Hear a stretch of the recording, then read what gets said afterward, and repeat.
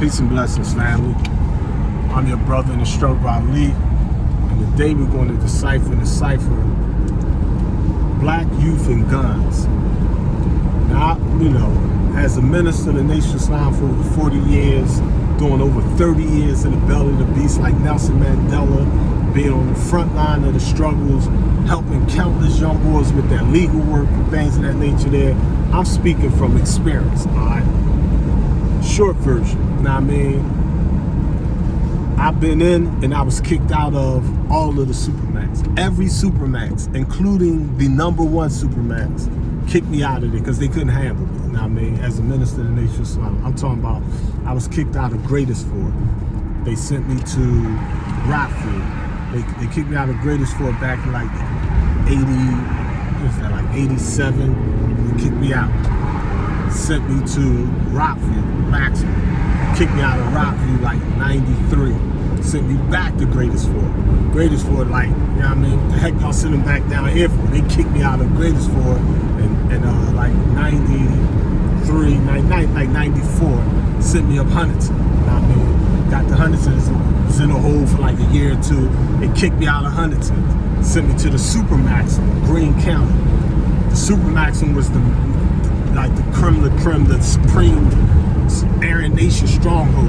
They kicked me out of the Supermax because they said I tried to kill the security captain, the white Italian security captain. What was that captain name? Remember that joke name? Yeah, I forgot. I couldn't think of the double name. So I put him on the pay no mind list because it wasn't important. I was pushing the messenger program. But they kicked me out. Oh, Michael Machino. They kicked me out of the Supermax because of the racist devil Michael Machino. He's the one that had all them pictures you seen in, what was that, Abu Ghraib or whatever, I can't pronounce it properly, over in the East when they was torturing Muslims, had them on boxes with hoodies on, with the Ku Klux Klan black hoods on, electric shocks and all that crazy stuff. They learned that up Greene County. Before they was in Afghanistan, that type of training, that's what they was doing in Greene County. When I came to Greene County, they had brothers, they was putting plunges in brothers' asses up there. Me, they allegedly said I was the type of dude stabbed them devils in the face. They charged me with having all the knives up in the ceiling, saying the FOIs was planning a mass escape and all that kind of crap. That's how we was coming at the devils, all right? Long story short, they kicked me out of the Supermax, sent me to Pittsburgh. Pittsburgh kicked me out of Pittsburgh, sent me to Dallas. Dallas was like, yo, we gonna hold this joker, but I maxed out on them devils, you know what I mean? Kept my head up, walked out there with the red blood bow tie on, black suit and booted. Supreme Angel Rashid Allah, that thing, came to pick me up. My wife Malika Law, who's in the car right now, been riding with me for like 40 years, you know what I mean? But the thing that I experienced is a lot of young boys. And we used to hold military classes. I used to hold these classes called Principles of Thought. The Principles of Thought classes was designed where there was no right or wrong answers. But what we was doing, we would try to get the white boys, the black guys, the Puerto Ricans, the Hispanic, to think. You know what I mean?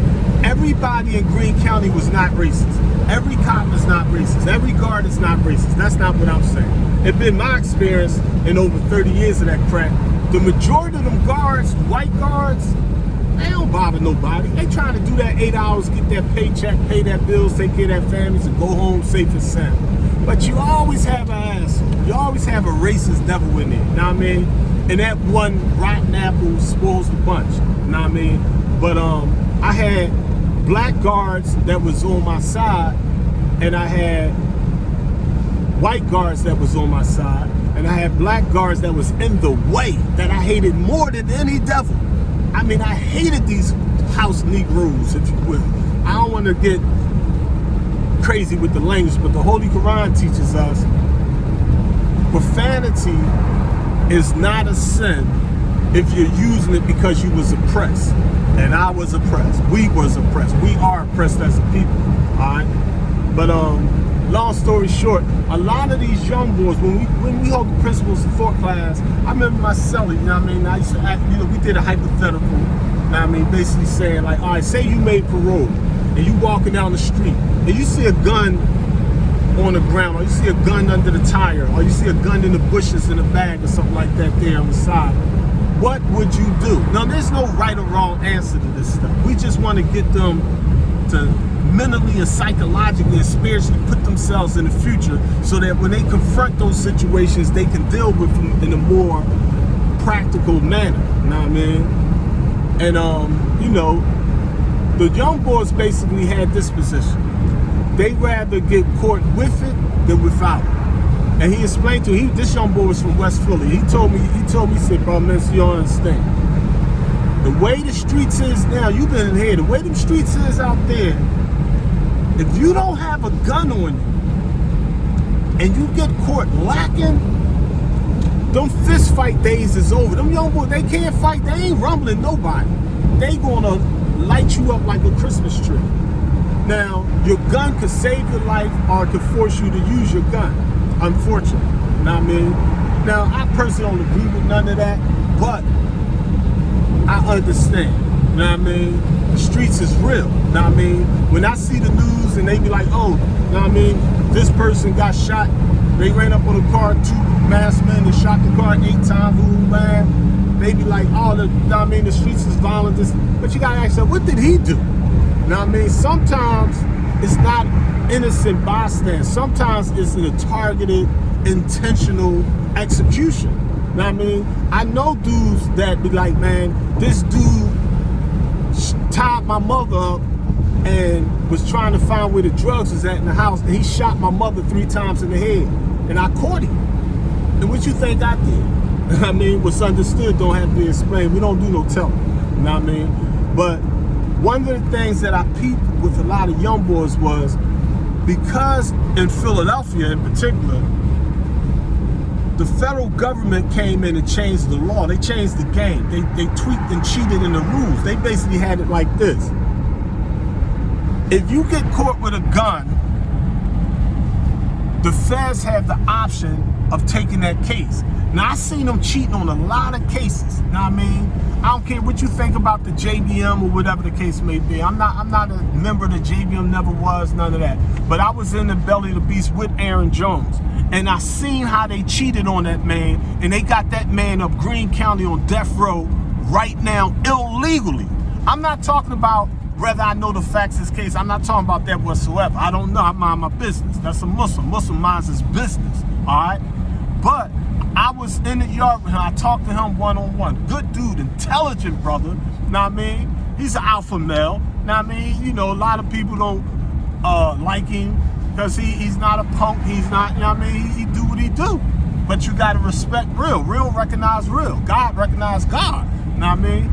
So I had the utmost respect for the brother. A lot of people don't know he fell in the FOI with me back then, back in the 90s. He joined the ranks, but we had a 6-month orientation thing. We some supreme agent. We doing our thing, making our little money and all that. So he had to go through some processes and things just went awry because of the snitches in the jail and all that. But I knew in my heart that was a good, thorough general. That was a brainiac right there. He ain't no street thug. That dude is a thinker. You know what I mean? Intelligent brother in the struggle. You know what I mean? And we need to get him out of jail. You know what I mean? But the thing is that a lot of young boys, they had them guns and the police run up on them. Their mentality is, I'm not trying to shoot no cops.